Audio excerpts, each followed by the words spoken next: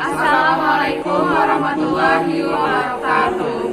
Perkenalkan, kami dari kelompok 3 dan 4 Praktikum Kimia Tingkat 1 yang beranggotakan Saya Zawahaya Imam dengan BP 2010413008. Saya Widya Zikri dengan nomor BP 2010413009. saya Abdul Sardi dengan BP 2010 Saya Putri Marani Depratiwi BP 2010413518. Kami akan menampilkan video praktikum objek 7 yang berjudul Hukum Rol. Selamat menyaksikan. Judul percobaan kali ini yaitu Hukum Rol, di mana bertujuan untuk memperlihatkan pengaruh komposisi terhadap titik didih campuran dan memperlihatkan pengaruh gaya antar molekul terhadap tekanan uap campuran. Suatu larutan dikatakan ideal jika larutan tersebut mengikuti hukum Rol pada seluruh kisaran komposisi dari sistem tersebut. Hukum Rol secara umum didefinisikan sebagai fugasitas dari tiap komponen dalam larutan yang sama dengan hasil fugasnya dan keadaan murni pada temperatur dan tekanan yang sama, serta fraksi molnya dalam larutan tersebut. Penyimpangan hukum Rol terjadi karena perbedaan interaksi antara partikel sejenis dengan yang tak sejenis. Terdapat dua macam penyimpangan hukum Rol, yaitu yang pertama, penyimpangan positif. Penyimpangan positif hukum Rol terjadi apabila interaksi masing-masing zat lebih kuat daripada interaksi dalam campuran zat. Dan yang kedua, penyimpangan negatif. Penyimpangan negatif hukum Rol terjadi apabila interaksi dalam campuran zat lebih kuat daripada interaksi dalam masing-masing zat. Alat yang digunakan pada objek hukum Rol yang pertama, alat reflux, berfungsi untuk mereflux. Yang kedua, standar, berfungsi untuk menopang alat reflux. Yang ketiga, termometer, berfungsi untuk mengukur suhu. Yang keempat, batu didih, berfungsi untuk mencegah bumping. Yang kelima, corong, berfungsi untuk mempermudah masuknya larutan. Dan yang keenam, gelas ukur 25 ml, berfungsi untuk mengukur volume. Adapun bahan yang digunakan dalam praktikum kali ini yaitu kloroform dan aseton. Cara kerja yang pertama, penambahan aseton ke dalam kloroform.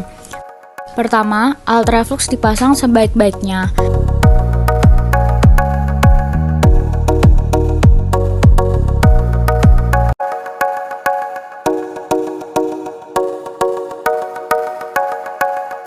Termometer diperhatikan agar tercelup di dalam cairan dan jangan menyentuh dinding gas reflux.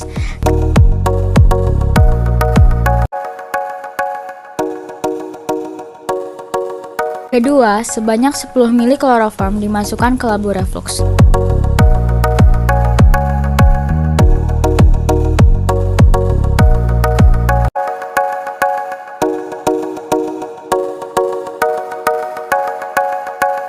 Dipanaskan sampai mendidih dan suhunya dicatat. Pemanas dijauhkan dari alat, kemudian sebanyak 2 ml aseton dituangkan ke dalam labu. Dilakukan hingga volume aseton 10 ml. Dipanaskan perlahan sampai mendidih dan setelah suhu tetap, suhu mendidih dicatat. Percobaan selanjutnya yaitu penambahan kloroform ke dalam aseton. Untuk langkah kerja kedua sama seperti langkah kerja pertama, dengan 2 ml kloroform lalu ditambahkan ke dalam aseton. Panaskan sampai mendidih hingga volume kloroform 10 ml. Pada data didapatkan pi kloroform sama dengan 1,499 gram per mili, pi aseton sama dengan 0,787 gram per mili, massa kloroform sama dengan 119,5 gram per mol, dan massa aseton sama dengan 58 gram per mol. Pada data penambahan aseton didapatkan titik didih, di mana pada volume aseton 0 mili didapatkan titik didih 61 derajat Celcius. Pada volume aseton 2 mili didapatkan 62 derajat Celcius. Pada 4 mili aseton didapatkan 63 derajat Celcius. Pada 6 mili aseton didapatkan 62 derajat Celcius. Pada 8 mili aseton didapatkan 62 derajat Celcius. Dan pada 10 mili aseton didapatkan 62 derajat Celcius. Untuk penambahan kloroform, pada volume kloroform 0 mili didapatkan titik didih 56 derajat Celcius. Untuk 2 mili kloroform didapatkan 58 derajat Celcius. Pada 4 mili kloroform didapatkan 59 derajat Celcius. Pada 6 mili kloroform didapatkan 60 derajat Celcius. Pada 8 mili kloroform didapatkan 61 derajat Celcius. Dan pada 10 mili kloroform didapatkan 61 derajat Celcius. Berikut rumus untuk aseton bervariasi, kloroform bervariasi, dan penentuan tekanan uap.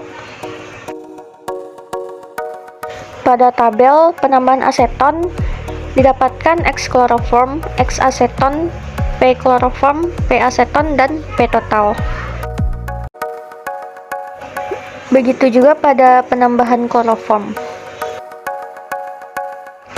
Pada tabel regresi, pengaruh fraksi mol kloroform terhadap tekanan uap yaitu minus 19,623 tambah 321,581 X. Pada pengaruh fraksi mol aseton terhadap tekanan uap aseton didapatkan minus 0,585 tambah 346,372 X. Pada pengaruh fraksi mol aseton terhadap tekanan aseton didapatkan minus 0,935 tambah 345,960 X. Pada pengaruh fraksi mol kloroform terhadap tekanan kloroform didapatkan 0,069 tambah 292,407 X. Pada pengaruh komposisi aseton terhadap titik didih didapatkan 61,513 tambah 1,555 X. Pada pengaruh komposisi kloroform terhadap titik didih didapatkan 56,146 tambah 10,61 X. Pada grafik pertama, yaitu perbandingan fraksi mol terhadap tekanan parsial kloroform yang ditambahkan ke dalam aseton, dapat disimpulkan bahwa semakin besar fraksi mol aseton, maka tekanan parsial yang dihasilkan kloroform semakin besar. Yang kedua, semakin besar fraksi mol aseton yang dihasilkan, maka tekanan parsial aseton mengalami penurunan. Pada grafik kedua, yaitu perbandingan fraksi mol terhadap tekanan parsial aseton yang ditambahkan ke dalam kloroform, dapat disimpulkan bahwa semakin besar nilai fraksi mol dari kloroform, maka terjadi penurunan tekanan pada kloroform. Yang kedua, semakin besar nilai fraksi mol kloroform, maka terjadi kenaikan tekanan parsial pada aseton. Pada praktikum kali ini yaitu hukum Raoult, di mana bertujuan untuk memperlihatkan pengaruh komposisi terhadap titik didih campuran dan memperlihatkan pengaruh gaya antar molekul terhadap tekanan uap campuran. Pada objek ini digunakan bahan aseton dan kloroform. Kloroform dan aseton memiliki titik didih sebesar 61,2 derajat Celcius dan 56 derajat Celcius. Prinsip hukum Raoult sendiri yaitu reflux atau pemanasan berulang-ulang. Mengapa menggunakan kloroform dan aseton sebagai bahan yang akan direflux? Karena kloroform dan aseton merupakan senyawa nonpolar sehingga campuran tersebut tidak tercampur satu sama lain, melainkan melarutkan. Campuran non-ideal sendiri ialah interaksi antar molekul yang berbeda. Hukum Raoult yang berbunyi, apabila suhu campuran naik atau turun pada saat keduanya dicampur, berarti campuran tersebut bukanlah campuran ideal. Tekanan uap campuran dipengaruhi oleh tekanan uap pelarut dan mol zat terlarut. Pada data yang didapatkan, terjadi penyimpangan positif. Hal ini dikarenakan partikel larutan semakin banyak dan gaya antar molekul semakin besar, sehingga tekanan uap semakin kecil dan titik didih meningkat. Ini juga dipengaruhi oleh volume larutan atau sifat koligatif. Hukum Raoult berlaku bagi pelarut, baik ideal maupun tidak ideal, tetapi hukum Raoult tidak berlaku bagi larutan tidak ideal encer. Perbedaan ini bersumber pada kenyataan molekul-molekul pelarut yang luar biasa. Kesimpulan, berdasarkan percobaan yang telah dilakukan, dapat diambil kesimpulan bahwa yang pertama, kloroforum dan aseton merupakan senyawa nonpolar. Yang kedua, prinsip hukum Raoult yaitu reflux, pemanasan berulang-ulang. Yang ketiga, tekanan uap campuran dipengaruhi oleh tekanan uap pelarut dan mol zat terlarut. Yang keempat, pada data didapatkan penyimpangan positif. Hal ini dipengaruhi oleh volume larutan. Yang kelima, hukum Raoult berlaku bagi pelarut, baik ideal maupun tidak ideal, tetapi tidak berlaku bagi larutan tidak ideal encer. Beberapa saran untuk percobaan selanjutnya ialah: pertama, berhati-hati saat menggunakan kloroform dan aseton. Kedua, gunakanlah alat perlindungan diri yang lengkap. Ketiga, perhatikan perubahan suhu dengan teliti. Sekian penampilan video praktikum dari kelompok kami. Apabila ada kesalahan dan kekurangan, kami mohon maaf. Wabillahi wabil taufiq wal hidayah. Wassalamualaikum warahmatullahi wabarakatuh.